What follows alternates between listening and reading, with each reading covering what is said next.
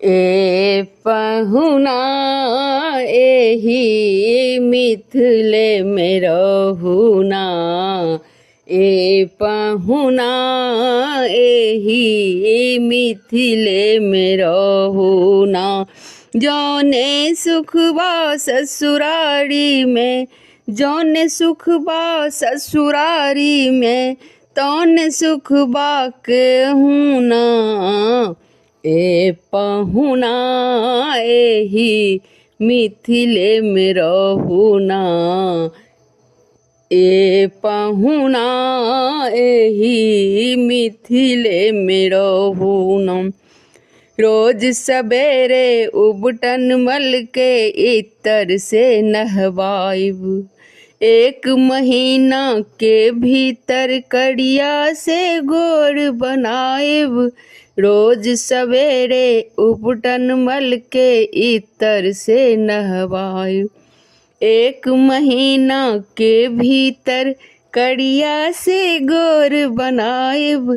झूठ कहत नहीं बानी ये को, झूठ कहत नहीं बानी ये को, मौका एगो दीना। ए पहुना एही मिथिले में रहुना, ए पहुना एही मिथिले में रहुना।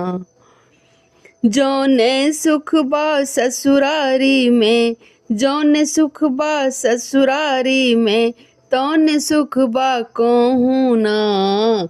ए पहुना एही मिथिले में रहुना, ए पहुना एही मिथिले में रहुना। नित नवीन मन भावन व्यंजन पर सब कंचन थारी, स्वाद भूख बढ़ जाई सुन सारी सरहज के गाड़ी। नित नवीन मन भावन व्यंजन पर सब कंचन थारी, स्वाद भूख बढ़ जाई सुन सारी सरहज के गाड़ी। बीच बीच में करब निहोरा, बीच बीच में करब चिरौरी, और कुछ लीना।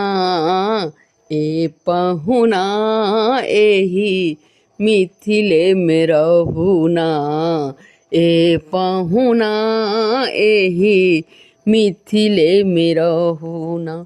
जौने सुख बा ससुरारी में, जौने सुख बा ससुरारी में, तौने सुख बा कहूँ ना।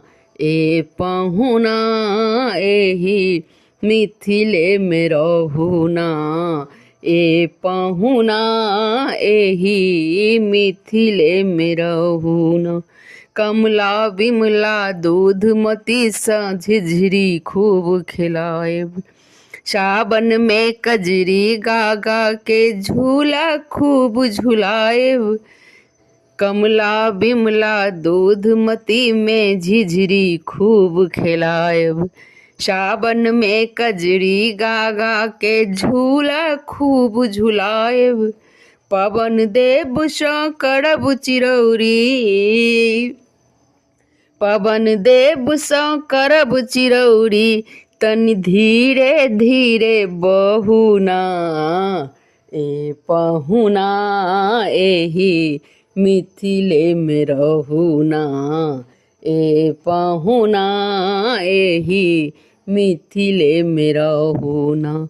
जौने सुख बा ससुरारी में, जौने सुख बा ससुरारी में, तौने सुख बा कहूँ ना। ए पहुना एही मिथिले में रहुना, ए पहुना एही मिथिले में रहुना।